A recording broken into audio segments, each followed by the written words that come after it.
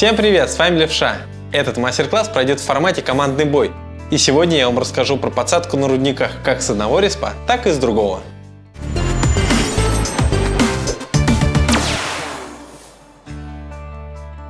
С верхнего респа при первоначальном разъезде подсадка не требуется. Гораздо важнее в начале боя занять центр, так как с этого респа 90-ик без проблем заедет на гору. Если же соперник никуда не поехал и остался в дефе под горой или на своей базе, можно сделать подсадку, и с ней шансы выковырять деф гораздо больше. Если у противника есть 1390 и у вас нет по нему информации, то скорее всего он займет позицию на H1. И когда вы будете спускать своих 50-100 с горы, то он может вас засветить. Нам это не нужно. Зачем противнику давать лишнюю информацию? Спуститься с горы без засвета можно таким образом. Далее ваши 50-100 остаются в квадрате C8, а 1390 проезжает дальше и останавливается возле подъема. Делать это нужно для того, чтобы на перетяжке из этих кустов вас не засветил вражеский Т1. Он может засветить одного 1390, и это не страшно. Потом вы отправляете своего Т1 на реген вражеского Т1, после чего убиваете его. Попав в засвет на 90-ке, сделайте вид, что вы уезжаете назад на центральную горку, и после того, как отсветитесь, возвращайтесь назад. Теперь можно перейти к подсадке. Легче всего ее делать, когда у вас в сетапе 2.1390. Достаточно вместе разогнаться, и вы быстро залетите на гору. Но не всегда в сетапе есть 2.90. В стандартном сетапе можно подсадить с одним 50-100, но это сделать куда сложнее, нежели с одним 1390. Тут надо правильно рассчитать скорость обоих танков при заезде, а это не всегда удается. Лучше не париться и заталкивать двумя 50-100. Тут не будет никаких проблем. Просто давите вперед и ждите, когда вы подниметесь.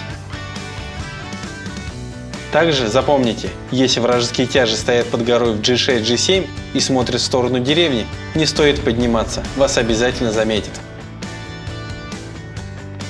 Отсюда простреливаются танки на центре возле камня. С этой позиции можно стрелять по атакующим танкам в центре. Как только на вас начали сводиться, лучше спуститься вниз, но будьте внимательны и не врезайтесь в камень. С F0 есть возможность простреливать танки под горой, и при этом вы не будете светиться, так как перед вами кусты. Выезжая ближе к базе, сначала зацеливайте квадрат E5. Если там будет танк, вы его обязательно засветите и можете его расстреливать, не подставляясь под другие танки. Если в К5 никого нет, то выходите и зацеливаете под горку на базе. Если на вас не смотрят, можете сделать 1-2 выстрела и после отъезжать. Как только вражеские тяжи начнут вас выцеливать, проходите всеми тяжами через деревню к ним на базу. Второй вариант развития. Ваши союзные тяжи остаются вдвоем на горе и еще двое в Е4 под камнем. Как только вы нанесете урон по тяжу под горой на базе, он по незнанию может сдать назад и тем самым подставиться под ваши танки. Теперь расскажу о заезде на гору с нижнего респа. Тут также можно сделать подсадку, но лучше научиться заезжать на гору одному. Это позволит вашим союзным танкам занять более выгодные позиции в начале боя. На 1390 заезжать одному надо таким образом. Набирайте максимальную скорость и по пути, заезжая на подъем, цепляйтесь гуслей за камень. После доворачивайте корпус танка и под таким углом, сдав немного назад, заезжаете на подъем. Таким образом вы поднимаетесь на гору. Только учтите, что придется немного попрактиковаться, чтобы научиться так заезжать с одного раза. При переезде в нужное место на горе вас может просветить вражеский 1390 с центральной горки. Это главный минус подъема на гору с этого респа. С этой позиции удобно расстреливать танки в центре на горе. Они будут у вас как на ладони. Если противник не забрал гору и занял оборону под горой в зелени, то с этой позиции вы сможете простреливать танки, находящихся в квадрате C4. Здесь на них имеется хороший прострел. Будьте внимательны, лазая по горе, не упадите в эту яму, из нее невозможно выбраться. Плюс здесь очень грустно и нет никаких прострелов. Теперь вы знаете, как можно подняться на эту гору. Следующий свой мастер-класс про командные бои я хотел бы провести в формате вопрос-ответ. Так что под этим видео в комментариях оставляйте свои вопросы, и через один выпуск вы получите на них ответ. Следующий мастер-класс у нас будет про карту Северогорск с верхнего респа. Подписывайтесь на мой канал на YouTube. На этом все. Всем пока!